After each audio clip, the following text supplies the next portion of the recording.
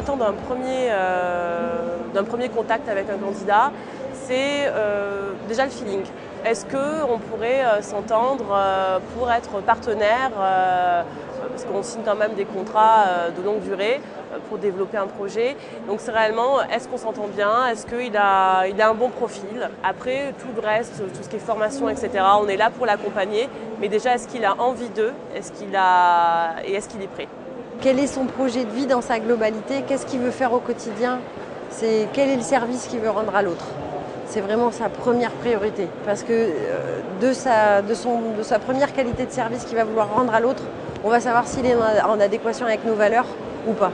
Et c'est le premier engagement. C'est-à-dire qu'il faut un moment qu'on se ressemble et qu'on veuille s'assembler. Donc il doit y avoir un partage de valeurs, un partage qui se fait bien sûr autour de la marque et du produit. Donc nos futurs franchisés doivent avoir cette affinité avec le produit. On ne peut pas être qu'un bon entrepreneur dans n'importe quel domaine.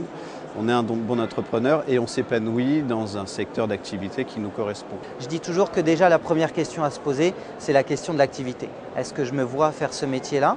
Est-ce que je me vois le faire avec ces personnes-là? Il y a une relation humaine qui est très importante en franchise. C'est un échange entre deux personnes, le premier rendez-vous. C'est d'abord le premier contact. Je pense que c'est aussi important du côté du franchiseur que du côté du franchisé.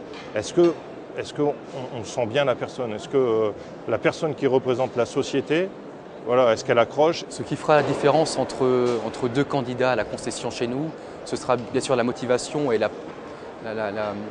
facilité de se projeter dans notre métier, parce que c'est avant tout un métier dans lequel il faut prendre du plaisir. C'est de la vente aux particuliers, c'est de la rénovation de l'habitat. Alors bien sûr, il y a les éléments financiers, il y a le cursus professionnel de la personne, mais c'est avant tout son savoir-être et son sens du commerce qui, je pense, feront la différence. Moi, ce qui va m'intéresser, c'est de savoir comment il va s'inscrire aussi dans la vie locale de son agence. Aujourd'hui, on est au cœur de préoccupations des clients. On rentre dans leur vie à des moments qui sont toujours importants. Donc c'est sa faculté à créer cette confiance nécessaire dans des relations commerciales.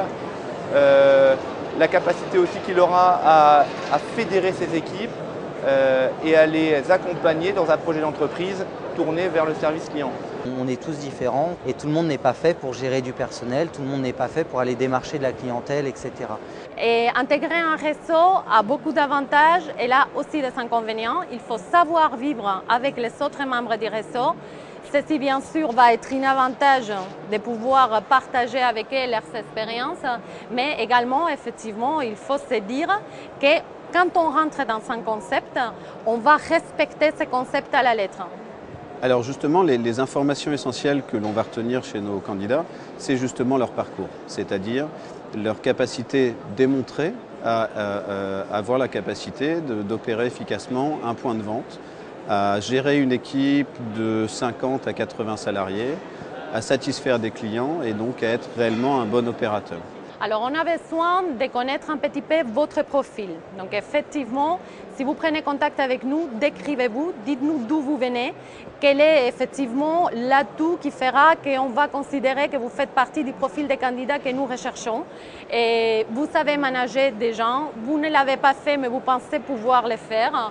Et on va vous demander effectivement d'avoir un apport personnel, parce que sinon, les banquiers ne financeront pas votre projet.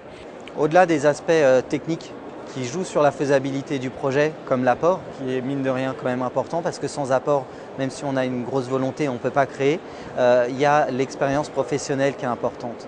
Nous, on a besoin de savoir d'où vient la personne, qu'est-ce qu'elle sait faire et ce sur quoi elle va avoir besoin d'être plus accompagnée. Et pour ça, il nous faut son parcours, c'est super important. Et donc nous, après, en formation, on pourra peut-être insister sur certains points plutôt que d'autres. Sortir du salariat, c'est quand même un pas. Il faut quitter sa sécurité du salariat et réellement rentrer dans le domaine de l'entrepreneuriat.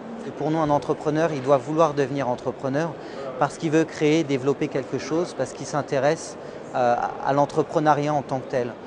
Créer une entreprise parce qu'on ne trouve pas de travail, ce n'est pas forcément toujours une bonne solution. C'est un métier qui n'est pas facile, qui demande beaucoup d'investissement, donc ça doit être une vocation, une réelle envie.